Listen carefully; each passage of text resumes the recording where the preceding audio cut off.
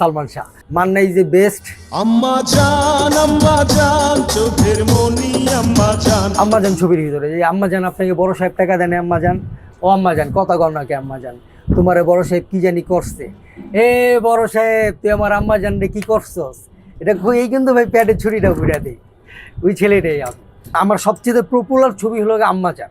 আম্মা জান ছবিতে সবচেয়ে বাংলাদেশের প্রত্যেকটা মানুষ আমার ওই অভিনয়টাকে খুব পছন্দ করছে।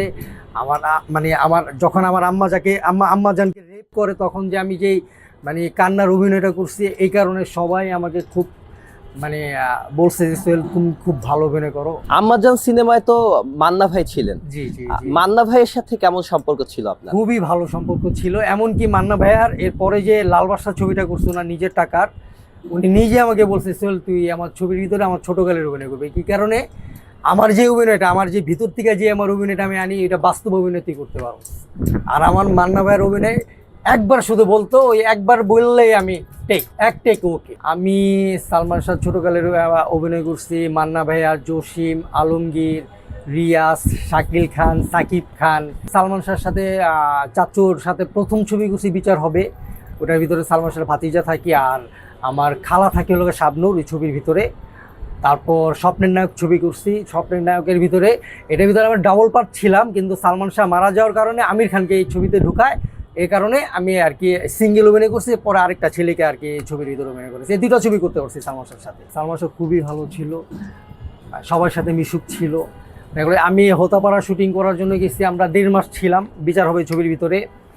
উনি ক্রিকেট, ফুটবল পুরো একটা খেলার যত জিনিসপত্র সব নিয়ে গেছে এখানে। আমার প্রত্যেক দিন একদিন ক্রিকেট খেলতাম, একদিন ফুটবল খেলতাম, একদিন মজা করে শাবনুরের কুকুররে আমরা বোমা মরিচ খাওয়াই দিচ্ছি আমি আর সালমান শাহ। আর তো কুকুর তো লোল মূল ফালায় অস্থির অবস্থা, সেই কুকুরে শাবনুর আবার ওই এলাকারই একটা লোকের কাছে দিয়ে দিচ্ছে। এত দুষ্টামি করতো সালমান শাহ। ওয়ালটন ফ্রিজ কিনে অনেকের মতো আপনিও হয়ে যেতে পারেন মিলেনিয়াল। সেরা পণ্যের সেরা অফার। আপনি শাকিব খানকে সুপারস্টার মনে করেন কিনা? অবশ্যই অবশ্যই কেন মনে করেন?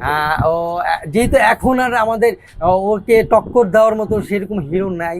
যেরকম যদি মান্না থাকতো, অবশ্যই মান্না থাকলে অবশ্যই সাকিব, যে বাংলাদেশে সবাই বলে সুপার হিরো, এই নামটা থাকতো না। মান্না ইজ দ্য বেস্ট, খুব ভালো অভিনেতা। ওর মতো অভিনেতার হবে না, সালমান শাহর মতো অভিনেতা হবে না, সাকিব খান হবে। সাকিব খান ভালো, প্রথম আসলে সবাই একটু চঞ্চল থাকে, সাকিব খান তখন খুব চঞ্চল ছিল।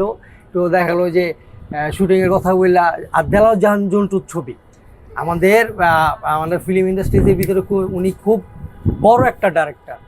তার ছবির ভিতরে সাকিব খান অভিনয় করছে, তার প্রথম ছবি।